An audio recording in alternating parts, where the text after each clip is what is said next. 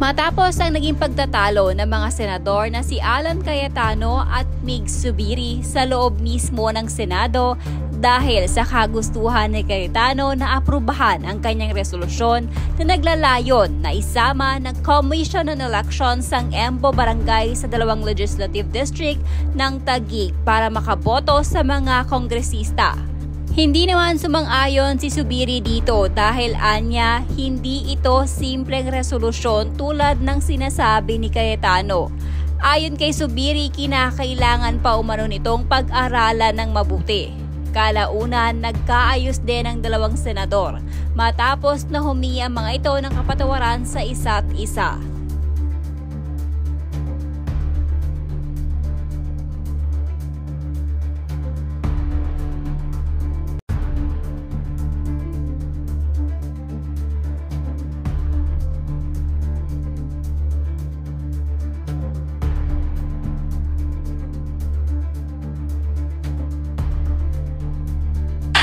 Very much, Mr. President.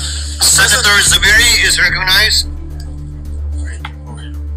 Yeah, thank you, Mr. President. After deliberating with the good sponsor, no, I just wanted to find out because initially I thought it was a creation of a new district, like an EMBO district, which is clearly we can't do. It has to be a creation by law. So these are the things that I wanted to learn more about before the actual filing. So at least now I was able to consult with the good gentleman from Taguig, and it's a clarification that we're not creating a new district. It's just trying to asking the COMELEC to try to absorb the other these 10 areas in the other 2 districts. Is that correct, Your Honor? So, is that correct, Senator Cayetano? Yeah, it's correct, Mr. President and former Senate President. Na, as I said, no, we're trying to make the best of a very bad situation. In one sense, they're not part of the 2nd district of Makati, but they're also not part of any other district, and there's no time, and we're not sure if a 3rd district. So what we're saying lang is ipasok sila proportionally and contiguously to the existing District 1 and 2 of Taguig. And since the House have a present representative of District 1 and 2, then if they pass it, then now you will have the City Council, the House, and the Senate just giving the COMELEC a sense na dapat pabotohin sila. With that explanation, Your Honor, Mr. President, and knowing fully well that this is a resolution, it's like a sense, ika nga, ng Senado, a sense of Congress, because it's a concurrent resolution. Then I actually did not interpose any objection, Mr. President. I just wanted for the good gentleman to clarify with me what this concurrent resolution is all about. That's all, Mr. President. Sir President, I interposed no objection. Sir President, just for the record, sa elevator lang nagyayabang ako sa staff ko. Sabi ko, sa lahat ng Cayetano, ako pinakamalamig ulo. Kasi mainit na ulo ng ate ko kanina. And yung 2 kong kapatid, madaliting uminit ulo. And then uminit ulo ko ngayon. So I apologize to everyone, including Senate President Zubiri. Technically, may excuse ako kasi I'm on steroids dahil hinihika ako ngayon. But it's still no excuse. So pasensya na kayo. We also apologize for my behavior, Mr. President. I mean, we've known each other since 1998. We have together known with each other good Senate since President. 1998. Yeah, so... And while we're in the spirit of asking for apologies, Chair would also like to apologize for the lateness of the hour. Yeah. So, with no objections from Senator Zubiri, may I now recognize the Majority Leader. Majority Leader. Samantala, ayon naman kay Senate President Chis Escudero, hindi na umano kinakailangan pang patawan ng disciplinary action ang ginawa ni Zubiri at Cayetano. Dahil ayon dito, tao lang naman daw sila. Hindi rin naman umano nagtagal ang alitan ng magkabilang kampo dahil sa nanghingi ng sorry ang mga ito sa isa't isa. Dagdag pa ni Chis Escudero ay maging siya umano ay nanghingi na din ng paumanhin. Just come out of the air. Just came out of the air. So this is a Senate concurrent resolution. This is not a simple resolution. And I was a majority leader, like you've been also a minority leader, I believe, a majority leader. And the concurrent resolution has a force of, before the Supreme Court came out with the decision that it does not have a force of law, but it used to have a force of law.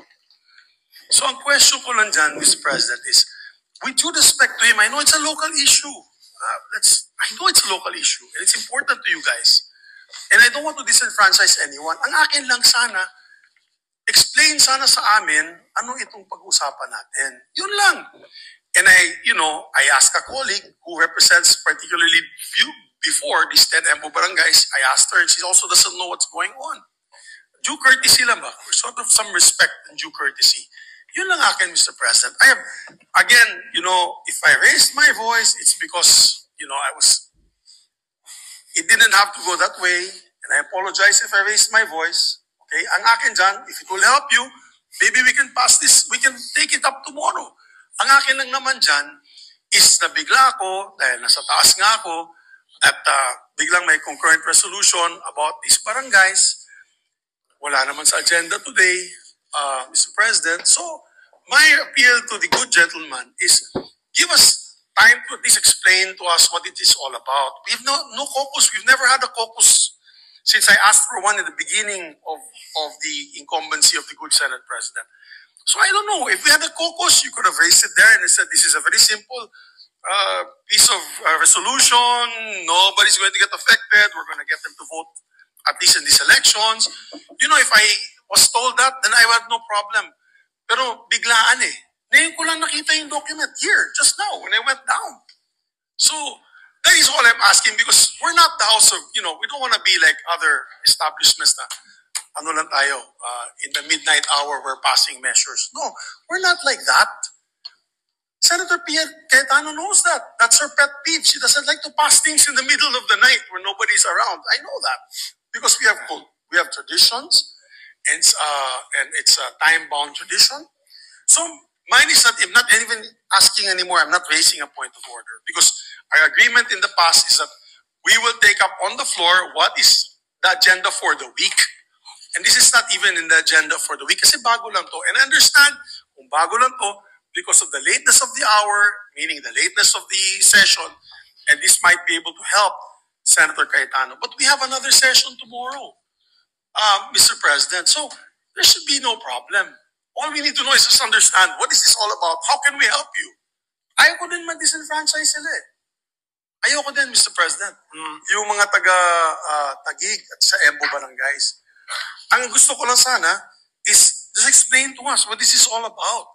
Because this is a concurrent resolution.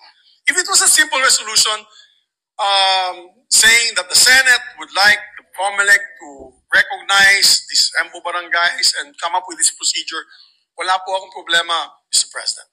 But this is a concurrent resolution, which is a tad higher, a notch higher in terms of implementation and validity.